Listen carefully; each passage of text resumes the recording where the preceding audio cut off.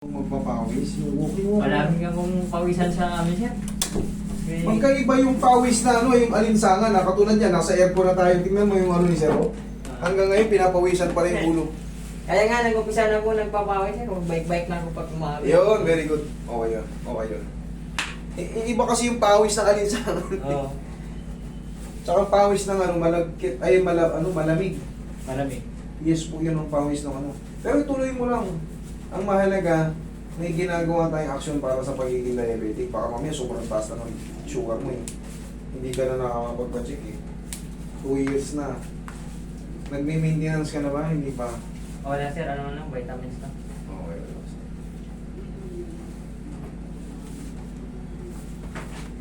Pero pinakatabi sa akin, magpapacheck sa doktor para malaman mo kung ano yung maintenance na dapat para sa'yo.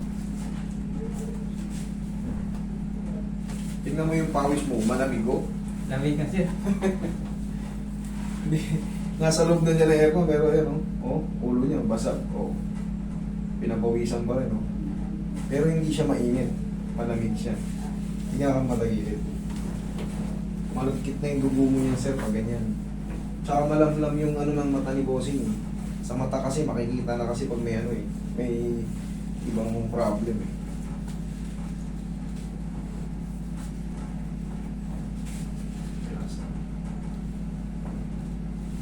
Kabilang side. Nagkasampo ba kayo? Dito, sir. Sa kaibigan lang, sir. Kaibigan.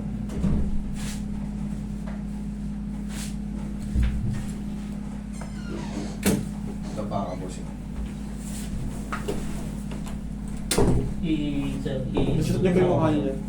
Yung...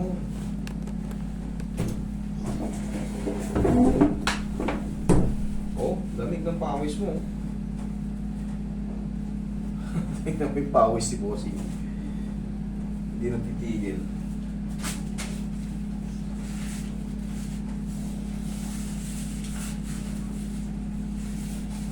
May mga kondisyon na ganito yung hindi nagtitigil yung pagpapawis. Ano yan? Imbalance sa tawag niya.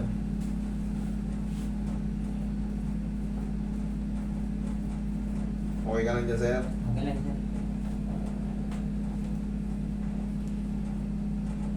Pero pinaka-the best, magpa-check ha. Tapos yung mga maintenance kung anong ibibigay sa'yo. Kasi kadalasan na may mga diabetic, may stroke.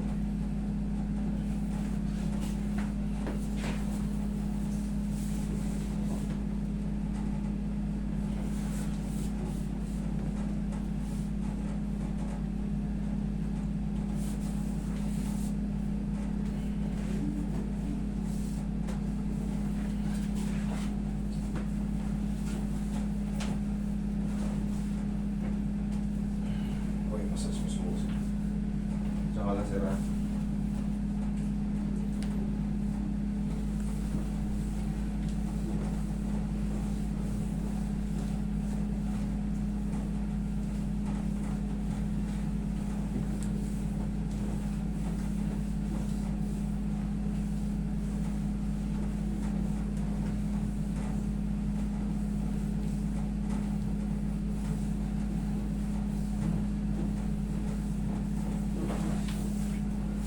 Bawasan mo sir yung mga kanin mo sir ha.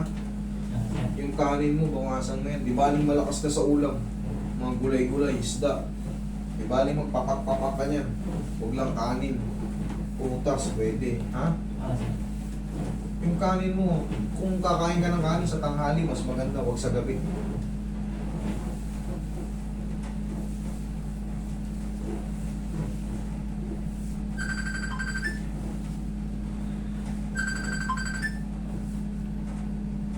Yan, pagka nagkakaroon ka ng pamamalit sa paa, i-elevate mo lang. Pero syempre, magkakaiba tayo ng unan, mas malaking unan yun sa inyo.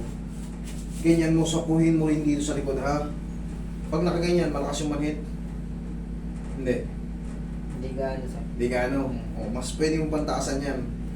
Okay, para pagising mo ng umaga, hindi ka ano, hindi mabigat ilakad. Okay? Pati kung may mga manas-manas, magsisirculate na maganda yun pag naka-elevate. Kailangan talaga ini-elevate. Mataas ang sugar ni sir, oh. Tsaka yung mata, sa mata kasi nakikita. Parang ano yung mata mo, yellowish, na may pula-pula na konti. Okay? Pag nakaganyan, masakit yung balakang, hindi. Hindi naman. Okay? Walang masakit ha? O sige. Sa August. Mas matanda ka sa akin ng buwan. December pa ako eh.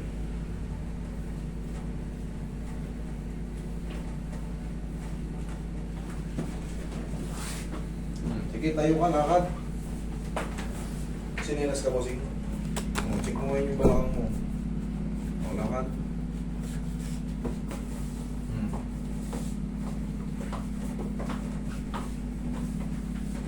Ano?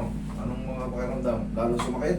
Hindi naman sir, hindi naman sumakit ang sir pag mag-drive ako aircon. Tapos pag-uwi ko. Pero ngayon, walang pain. Ayan. Okay, bossing, ito ang aralin mo para kung sakaling matagal ka mag-drive, kung sakaling long drive tayo, pag nag-stop over tayo, ganito tayo. Yun din yan yung kanina yung pinalagutok ko yung balakang mo. Ganyan o. Ikaw nga. One, kabilang side. Yan, pag-aralan mo yan ha. Okay? Kung wala ng pain, okay na yan. Okay, bossing? Magaling ka. Thank you so much.